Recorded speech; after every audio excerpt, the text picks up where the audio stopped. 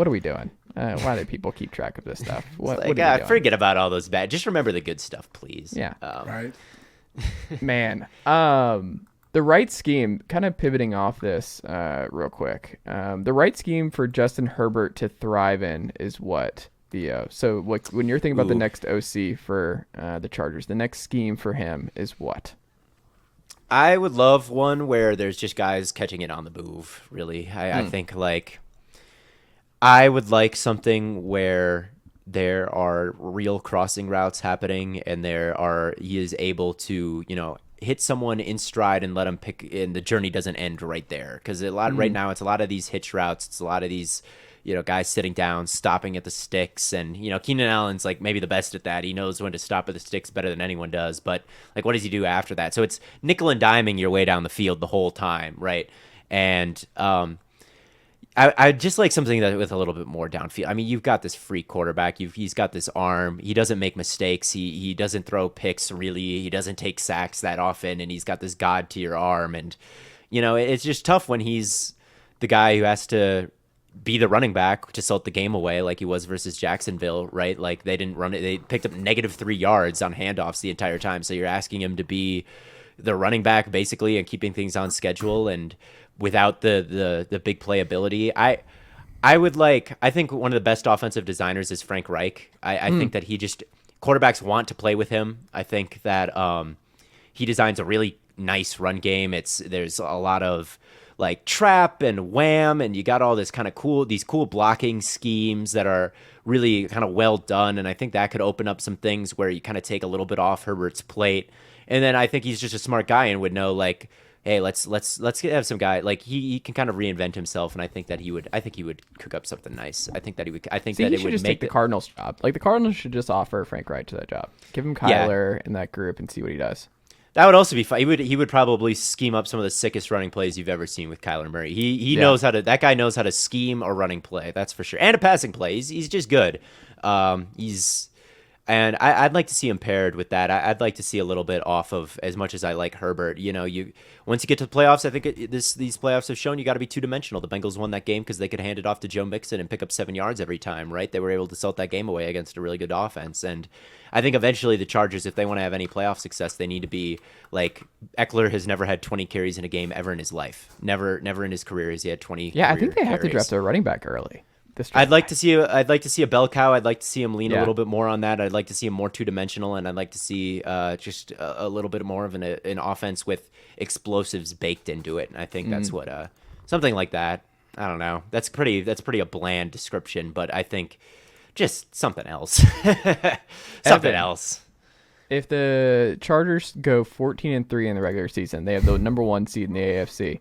Would you still put them in the Super Bowl? Would you still be able, after what just happened this year, would you be able to do that kind of damage to yourself all over again? Would you buy the stock and be like, yeah, this feels right. I think they're going to break through. They're the number 1 overall seed. They should be fine. Frank Reich is calling the offense. Hey, if Frank Reich goes to if he goes to the Chargers, I think I'll have a lot more faith in what's going on there. Brandon Staley stresses me out, but at the end of the day, like, as much as it is fun to talk about the Chargers, yada yada yada, like, they did sign J.C. Jackson, and he ended up not playing well and then getting injured for the rest of the year. Joey Bosa was injured. Like, I think any team that had the issues they had with injuries and stuff is going to happen. It's going to end up like that. And the reason why the Chargers Slater too. The reason why the Chargers played as well as they did and stuck around for as long as they did is because Justin Herbert is that good. Now, if he has to go through those things again next year, no, obviously not. But I think, you look at the Niners, they've got the depth, they've got good luck with injury this year, knock on wood. I think I would love to see Justin Herbert get some of that good fortune next year. Have you considered season tickets for Herbert and the Chargers? I have, yeah. I've actually I thought about the Niners. I thought about the Chargers.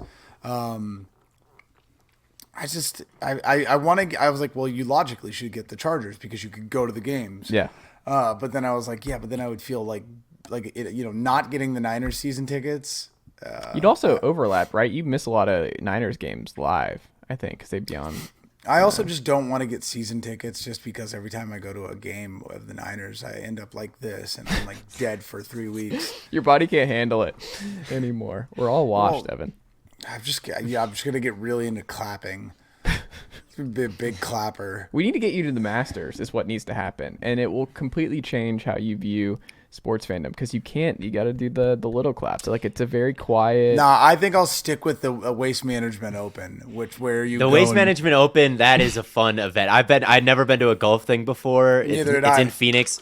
When I lived in Phoenix, we went and there's like a grandstand and they had The free 18th hole. alcohol. It was like, the grandstand was there was a hole in one when I was there, and everyone just threw everything onto the course. They were freaking out.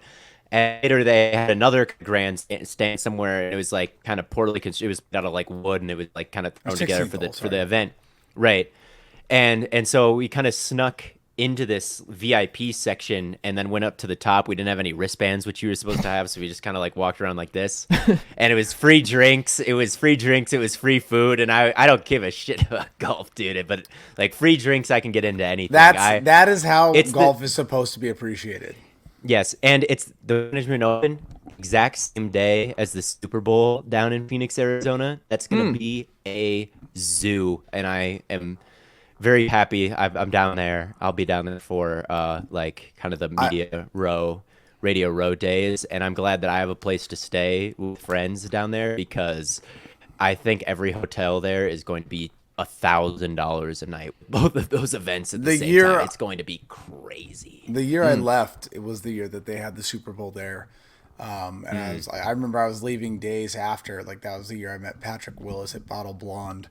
And yeah, I mean, we'll see, come this next weekend, but, I might be going, hell yeah. I might be coming down to Scottsdale, seeing some old buddies. There you go. Well, there's the meetup. Let's do it. The Stay Hot, Chase Thomas podcast, Evan Sowards. Let's get the meetup going. Theo and Evan.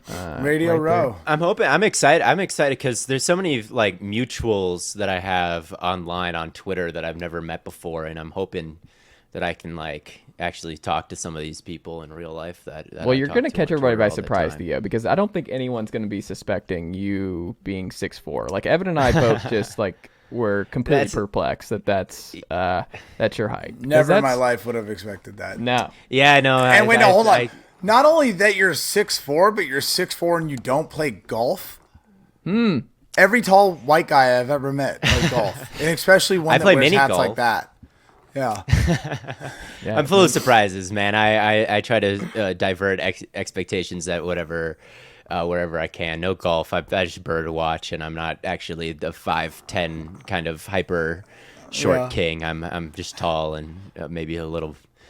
5'10's not short king. What is this nonsense? No, you're right. That's the most You're right. tall I'm sorry. guy thing I've ever heard in my life. Not 5'10. You're right. I'm short sorry. King. What? Listen, I meant to say five. I meant to say 5'2". The soul wrong and Chase just like got sucked out. He's like, I am mean being like attacked.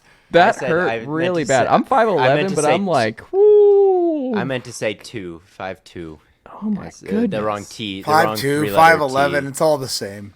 That man said 5'10" short king. That is oh my god. That is a very tall guy thing to say. That's Oh not my best god, that hurt me. Evan saw it. That hurt. Last thing we'll wrap up here.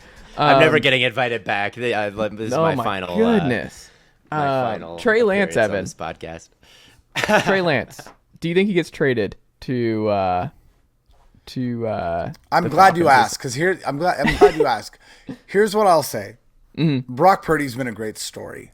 I don't think I'm ready to have Brock Purdy be my starting quarterback. I don't want to get stuck in a Joe Flacco situation. Okay. I don't want to get stuck in a Kirk Cousins situation. Like it has been.